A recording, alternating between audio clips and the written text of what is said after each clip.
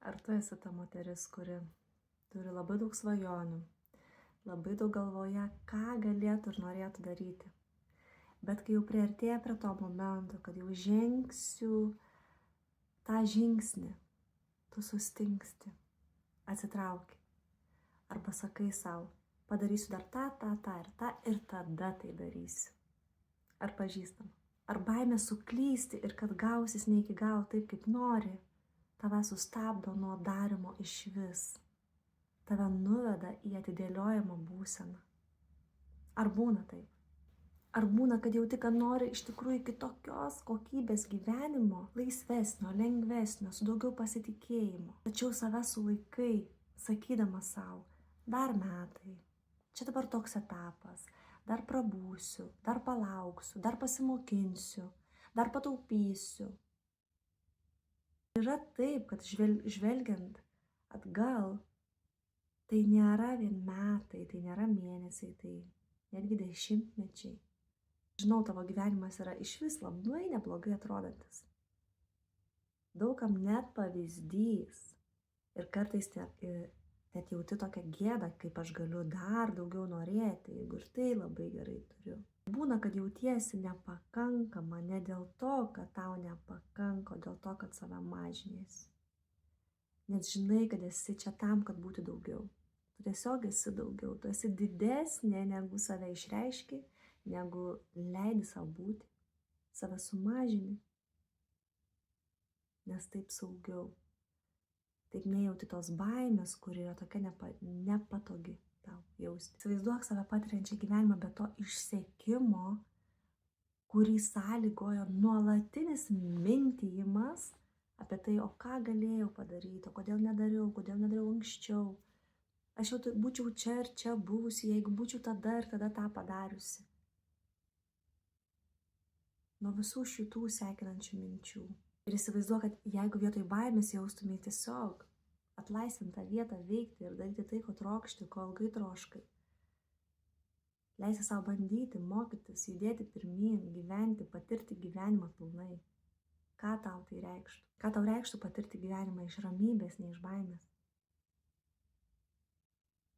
Ir kas galėtų būti tavo atspirties taškas tavo šuoliams, tavo naujiems patyrimams? Ar yra dalykų, kurių tu bijai? Ar yra dalykų, kuriuos bijai pradėti? Ir tada save kaip ir pateisini, kad dar dabar nelaikas, vėliau, gal kai padarysiu tai, į tokį atidėliojimą nueini, į nuėjimą daryti kitų dalykų, kad tik nereikėtų jausti tos baimės, suklysti. Ir ar žinai, kaip mūsų psichika veikia, kad tai, ko mes vengiam, tai mes sukuriam. Jeigu vengi baimę suklysti, tai pasirodys dažnai kaip atidėliojimas ir tai realiai yra užprogramuotas dalykas tau suklysti, nepadaryti tai, ko tu trokšti, to, ko tu nori. Tai, ko tu vengi, tu tai sukursi. Labai dažnai žmogus tapatinasi su įvykiais, kurie įvyko jo gyvenime, jos gyvenime, tavo gyvenime. Ar būna, kad pagalvoji, kad jeigu tau nepavyko kažkas, tai tu esi nevykėlė. Ir kai mes susitapatinam su tais įvykiais, yra tokia kančia ir baimė patirti tai vėl, nes nėra atskirties tarp to, ką aš padariau ir kas įvyko, ir tarp manęs kaip žmogaus. Mes uždedam štampą ant savęs, lyg tai, kas įvyko man, ar kažkada, ką aš padariau ir kas man nepavyko, kad tai lygu yra aš. Bet žinai, kad tu esi daug daugiau nei tai? Ar norėtum patirti, kad tu esi daug daugiau nei tai? Ir kad tai, kas įvyko, tai, kas tau nepasisekė, tai gali paversti į išmintį, į degalus savo ateities kūrimui. Kad gali atrasti visai kitą santykį su nesėkme, su baime, su praeitim, su savim. Tai yra visiškai įmanoma. Tai nėra kažkokie tai išgalvoti dalykai. Tiesa yra ta, kad tu nesi tai, ką tu darai. Tu nesi nei tie dvejetai, nei tie dešimtukai. Tu esi daugiau nei tai. Tai yra tai, ką tu darai, tai yra dalis tavęs kaip asmenybės identiteto, bet tai nesi tu. Ką aš pastebiu, moteris, pavyzdžiui, nepasisekė kažkada daryti verslo, veiklos savo, bandė, nepavyko taip, kaip jinai norėjo ir jinai turi daugiau svajonių, daugiau idėjų, bet save stabdo nuo pradėjimo to, nes yra baimė, yra neatleista istorija iš praeities ir tai stabdo pradėti. Ar tai stabdo tave pradėti? Kažkokia praeities istorija, kažkoks neatleidimas savo už tai, kas įvyko, susitapatinimas, tokia baimė, kad tai ir vėl pasikartos.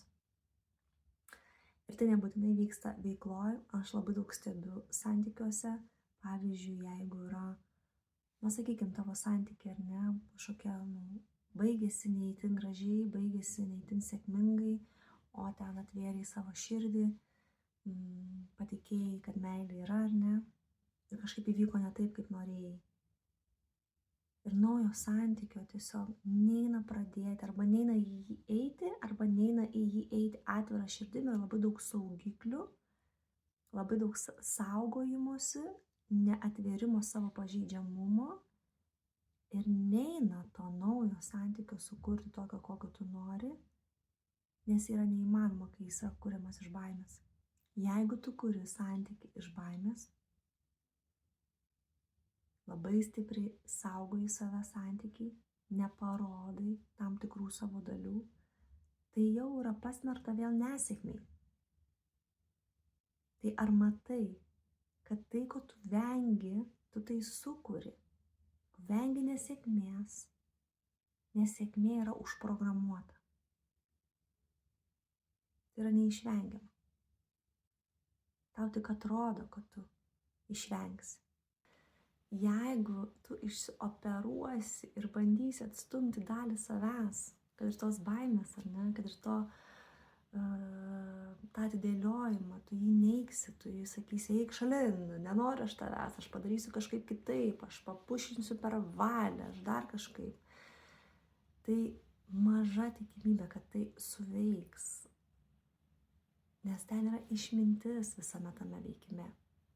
Kol tu neišpakuosi tos išminties, tol didelė tikimybė tai ir toliau veiks, nebūtinai taip, kaip tau norėsis, tai valdys tavo gyvenimą. Ką mes atstumėm, ta atstumimo energija yra labai stipri, mes duodam tam energijos. Tai, ką tu atstumi, tu duodi tam energijos, tu pamaitini, tai auga, tai stiprėja. Nes kas yra? Ta baimė yra pasipriešinimas tau daryti kažką. Jeigu priešiniesi pasipriešinimui, tai dar stiprėja, tai dar auga, tai gauna dar daugiau energijos, ta baimė tokia, visai kaip baubas, ar ne, pasidaro. O tikras išėjimas iš to yra priešingas. Ir mes galim tai daryti tradicinę hipnoterapiją, ar ne, eiti į kažkokius įvykius, prisiminimus, dalykus, spręsti. Tai irgi yra labai labai nuostabu, tai daugiau daroma yra asmeniškai, vienas su vienu. Ir aš savo asmeniniai mentorystėje visai dirbu. Bet vis daugiau dirbu ne per konkretų prisiminimą, o per kūną.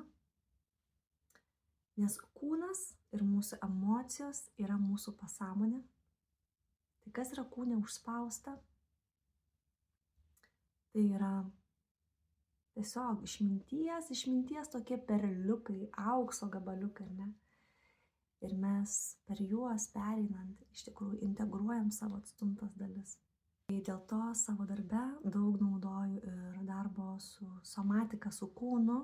Mes su kūnu daug darome ir taip pat yra, kaip pasakyti, išmokti valdyti savo protą. Taip pat. Dabar neseniai išgirdau iš vienos moteris, sako, aš nenoriu ten daryti kažko, nes o jeigu vėl kažką prikapstysiu ir kažkas pakils, ar ne, tai irgi yra baimė.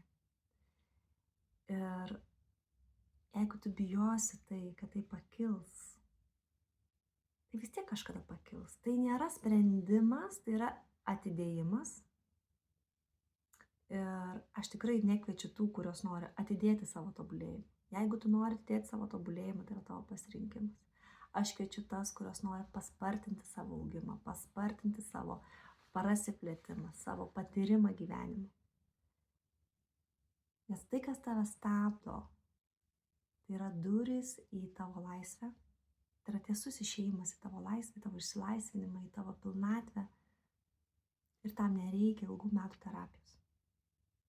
Ką aš matau, tai terapinėme darbe yra labai stipriai bijomos emocijos, tame tradiciniam terapiniam darbe. O emocijos yra toks išėjimas, tai yra ta kelrodė žvaigždė, į kurią reikia koncentruotis. Ir tada matau kitą pusę, kur yra toksai jau bindžinimas ant emocinio jautimo, kur yra jau per daug toks, kaip pasakyti, jau įkrentamės į tą skausmą, į tą liūdesį ir ten kapanojamės jame. Tai čia trūksta daugiau ir to proto darbo. Ką aš siūlau pas mane, aš tikrųjų labai mėgstu tą balansą. Balansą tarp žemės ir dangaus, balansą tarp sąmonės, pasąmonės ir balansą tarp to terapinio pasąmoninio darbo ir to gyvenimo, į kurį mes einam, į gyvenimo kokybę kitą, kurią mes einam. Tai nėra vidinis darbas dėl to, kad, žinai, pasigirti, kiek traumų turi ar kiek pradirbai ko.